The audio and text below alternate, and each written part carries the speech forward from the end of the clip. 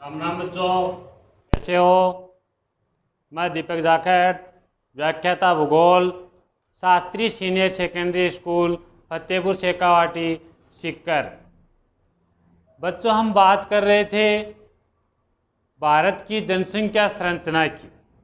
भारत की जनसंख्या संरचना के अंतर्गत हमने पिछली कक्षाओं में ग्रामीण नगरीय जनसंख्या, लिंगानुपात, आयु संरचना, साक्षरता का अध्ययन किया।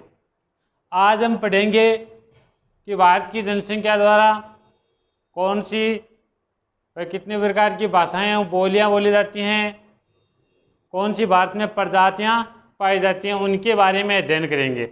हम बात करते हैं सबसे पहले भाषाई वर्ग की।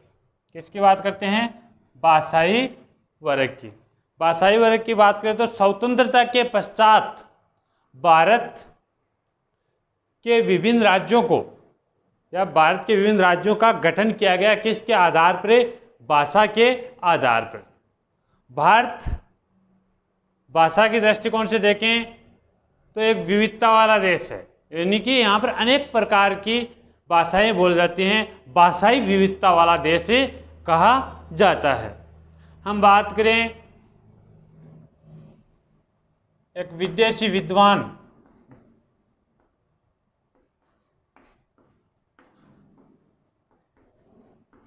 जिसका नाम है ग्रियर्सन।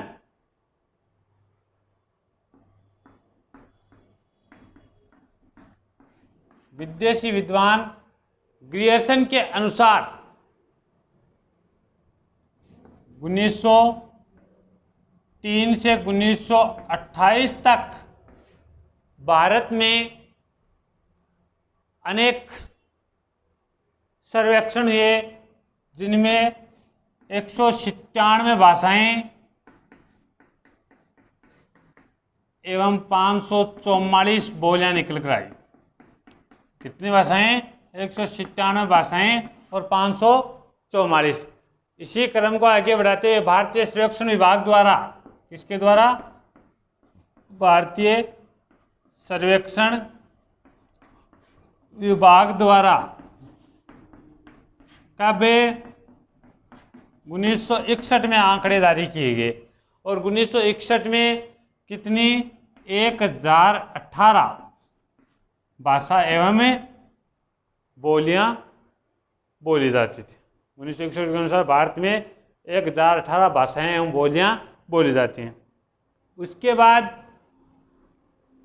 हम बात करें तो भारत में इन 1018 भाषा एवं बोलियों में से कितनी भाषाओं को संविधान द्वारा मान्यता दी गई है? तो वो हैं 22 भाषाएं। कितनी भाषाएं? 22 भाषाएं ऐसी हैं जिन्हें संवैधानिक मान्यता प्राप्त है। संवैधानिक मान्यता प्राप्त, यानी संवैधानिक मान्यता प्राप्त भाषाएं कितनी हैं? 22।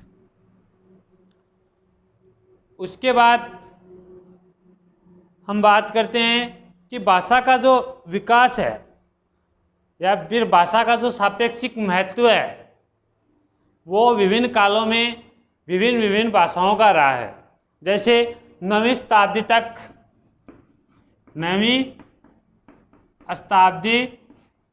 तक भारत में कौन सी भाषा थी? संस्कृत भाषा। राज कार्यों में, सरकारी कार्यों में कौन सी भाषा का प्रयोग होता था?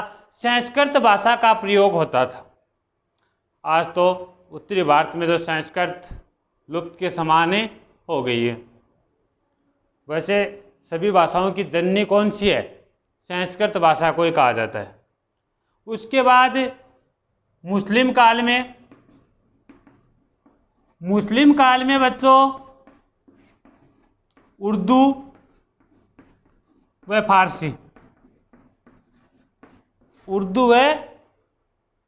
फारसी भाषा का प्रयोग किया जाता था। राजकार्य में भी किसका? उर्दू है, फारसी। उसके बाद 18वीं शताब्दी, अब आपको पता है 18वीं शताब्दी में भारत पर किसका अधिकार था? अंग्रेजों का था। और अंग्रेजों ने राजकार्य में कौन सी भाषा का प्रयोग करना शुरू कर दिया? अंग्रेजी का। कौन सी का? अंग्रेजी का। उसके बाद यानी वर्तमान में स्वतंत्रता के पश्चात 1947 के पश्चात स्वतंत्रता के पश्चात भारत के अधिकांश भाग में कौन सी भाषा बोली जाने लगी? हिंदी। लोकप्रिय भाषा कौन सी होगी भारत की? हिंदी होगी। हिंदी। विश्व स्तर पर भी हम देखें तो अंग्रेजी एक नंबर पर सबसे अधिक विश्व में बोली जाती है, अंग्रेजी। उसके बाद दूसरी भाषा जो बोली जाती है वह चीनी मंद्रित। कौन सी? चीनी मंद्रित भाषा। तो अंग्रेजी व चीनी मंद्रित के बाद तीसरी जो भाषा है वो हिंदी ही बोली जाती है। कौन सी? हिंदी। तो कितने लोगों द्वारा? 337.3 मिलियन लोगों द्वारा बोली जाती है। कितने? 337.3 मिलियन लोगों द्वारा बोली जाती है। उसके बाद भारत के अन्य विभिन्न भाषाओं की बात करें, बोलियों की बात करें, जो अपने स्थानीय क्षेत्रों में ही बोली जाती हैं, जैसे गुजरात में गुजराती, उड़ीसा में उड़िया, अन्य जहाँ असम है वहाँ असमिया बोली जाती है, केरल में मलयालम बोली जाती है,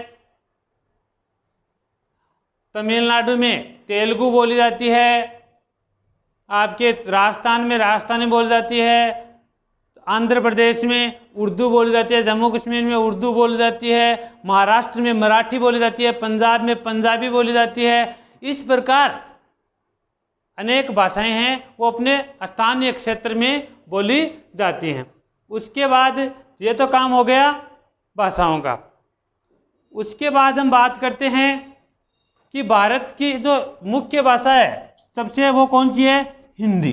कौन सी है? हिंदी। हिंदी भारत के 48.69 व 40.22%, 48.69 करोड़ लोगों की।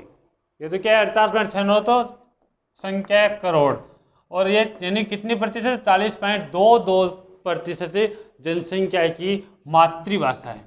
क्या है? मातृभाषा है। उसके बाद ये नहीं कि किसी एक स्थानीय क्षेत्र में हो सकता है बहुलता किसी एक भाषा की है, जैसे पंजाब में अधिकांश लोगों द्वारा क्या बोली जाती है? पंजाबी बोली जाती है, लेकिन उसके साथ अन्य भाषाएं भी वहाँ पर बोली जाती हैं। यह था अपना भाषाई वर्ग। उसके बाद हम बात करते हैं, भाषाई वर्ग के बाद धार्मिक संरचना की बात करते हैं। धार्मिक संरचना के अंतर्गत कि भारत में कौन कौन से धर्मों के लोग रहते हैं, ज़्यादा किस धर्म के लोग रहते हैं, इन बातों की चर्चा करेंगे। धार्मिक संरचना। धार्मिक संरचना की बात करें तो भारत है, ये विश्व के 4 प्रमुख धर्मों की जन्मस्थली रहा है। विश्व के 4 प्रमुख धर्म, विश्व के 4 प्रमुख धर्मों की जन्मस्थली रहा है। और ये 4 प्रमुख धर्म कौन कौन से हैं बच्चों? हिंदू, सिख,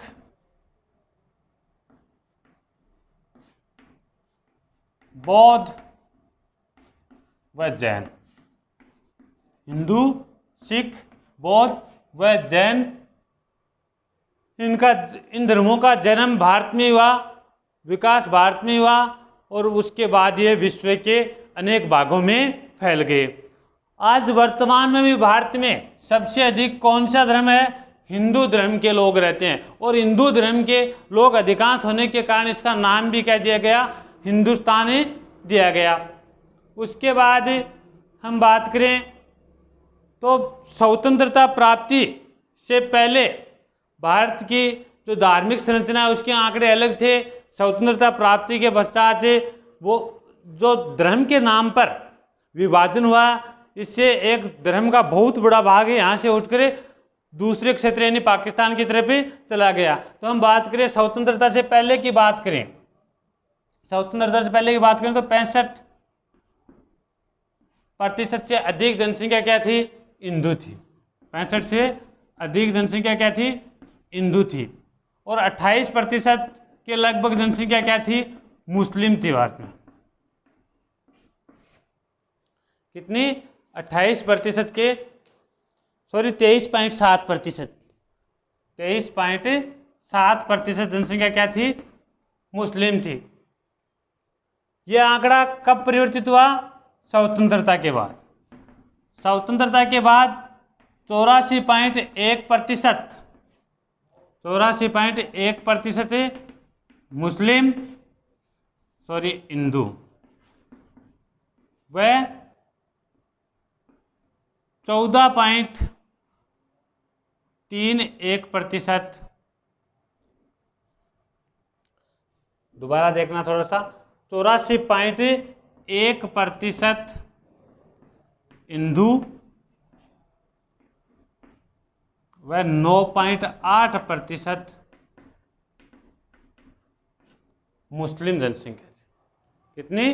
देश से आज़ाद हुआ तो 84.1% हिंदू और 9.8% क्या है? मुस्लिम जनसंख्या। उसके बाद इसमें परिवर्तन आते गए और धीरे धीरे जनसंख्या का यह आंकड़ा परिवर्तित हो गया। हिंदू जनसंख्या जो प्रतिशत है दिन प्रतिदिन क्या हो रहा है? कम हो रहा है, और मुस्लिम जनसंख्या का दिन प्रतिदिन प्रतिशत बढ़ रहा है। जैसे 2011 के आंकड़ों के अनुसार हिंदू जनसंख्या है वो है 79.56%। कितनी? 79.56%। और जो मुस्लिम जनसंख्या है वो है 14.31%। कितनी? 14.31%। अगर हम बात करें इस हिंदू 79.56% में सबसे अधिक हिंदू कहाँ पर है? सबसे अधिक हिंदू तो उस राज्य का नाम लें तो वो है हिमाचल प्रदेश। कौन सा है? हिमाचल प्रदेश।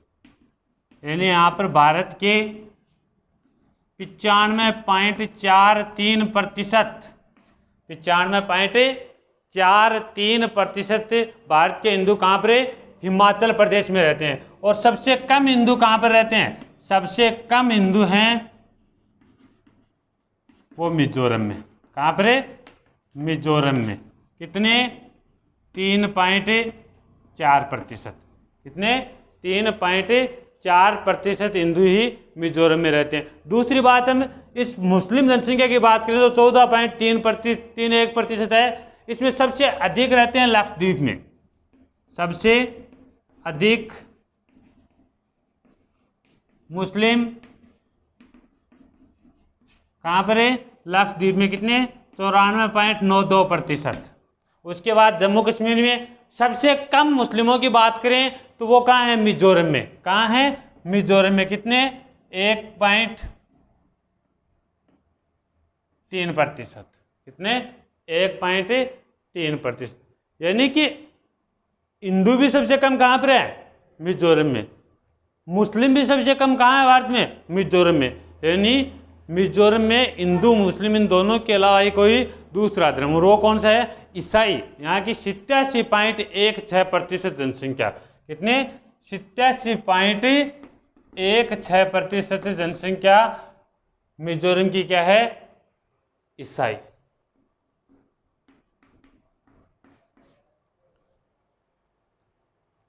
तो यह था धार्मिक विभाजन। उसके बाद हम पढ़ते हैं प्रजातीय संगठन।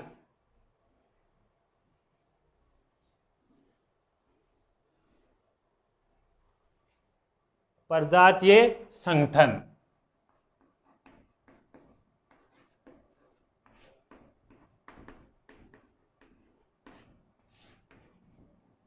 तो भारत में स्थित विभिन्न प्रजातियों के बारे में विभिन्न विद्वानों ने अपने अपने विचार प्रस्तुत किए हैं।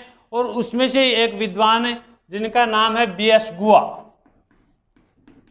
B.S. गुहा जो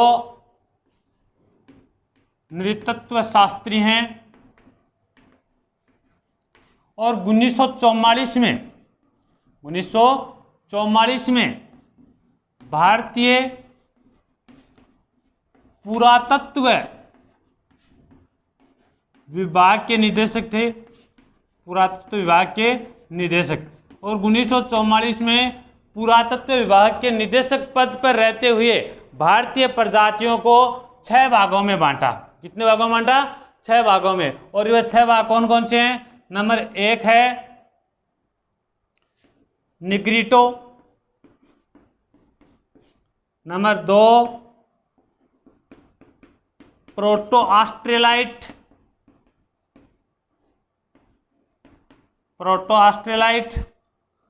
नंबर 3 मंगोलाइड, नंबर 4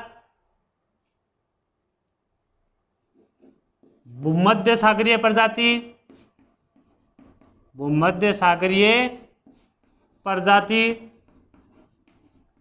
नंबर 5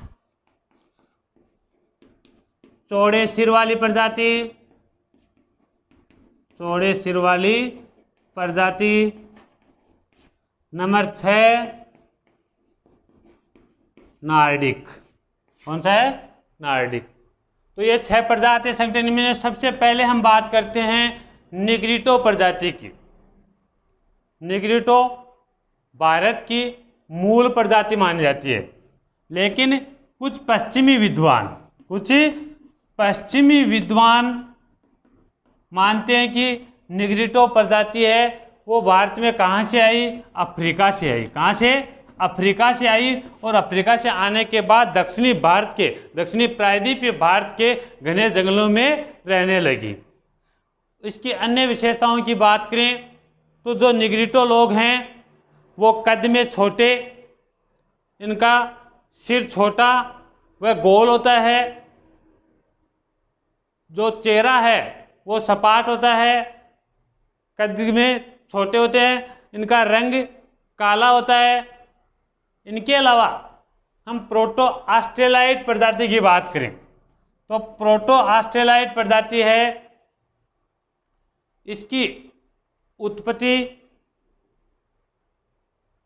जो बीएस गुआ हैं इनके अनुसार तो भारत में हुई है। बीएस गुआ के अनुसार प्रोटो ऑस्ट्रेलाइट प्रजाति कहाँ की है? भारत की है।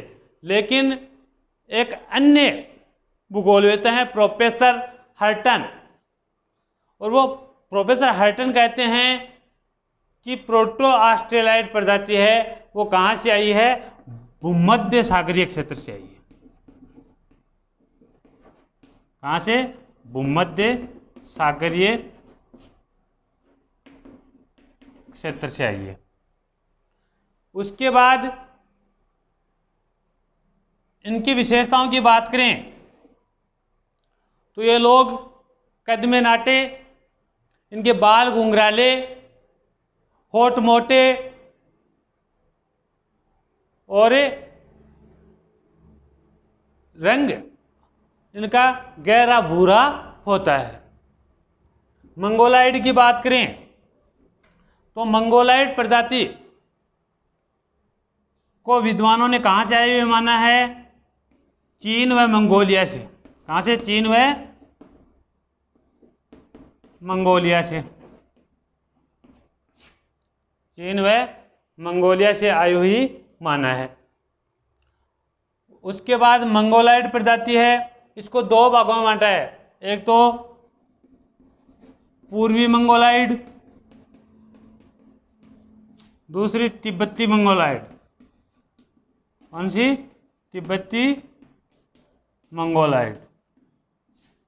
ये चीन व मंगोलिया से भारत के लद्दाख, सिक्किम, अरुणाचल प्रदेश, नागालैंड, मणिपुर, मिजोरम जैसे क्षेत्रों में आकर रहने लगे। उसके बाद भूमध्य सागरीय प्रजाति है। भूमध्य सागरीय प्रजाति को विद्वानों ने भूमध्य सागरीय क्षेत्र, पूर्वी भूमध्य सागरीय क्षेत्र एवं पश्चिमी एशिया से इसकी उत्पत्ति मानी है। उसके बाद चौड़े सिर वाली प्रजाति। चौड़े सिर वाली प्रजाति पश्चिमी देशों से 3 समूहों में आई, और ये 3 समूह हैं एल्पिनाइड, नंबर 1 है एल्पिनॉइड, डिनारिक आर्डिनोइड, आर्डिनोइड। उसके बाद अंत में आती है नार्डिक प्रजाति, जो भारत में सबसे अंत में आई। कब? ईसा के दूसरी शताब्दी के काल में इसका आगमन माना जाता है। कौन सी प्रजाति का? नार्डिक प्रजाति का, और भारत के क्षेत्रों में रहने लगे। तो यह था भाषाई वर्ग व धार्मिक संरचना और प्रजातीय संगठन। और इसी के साथ अपना यह अध्याय भारतीय जनसंख्या संरचना पूर्ण हुआ। नेक्स्ट कक्षा में हम संसाधनों के बारे में चर्चा करेंगे। धन्यवाद।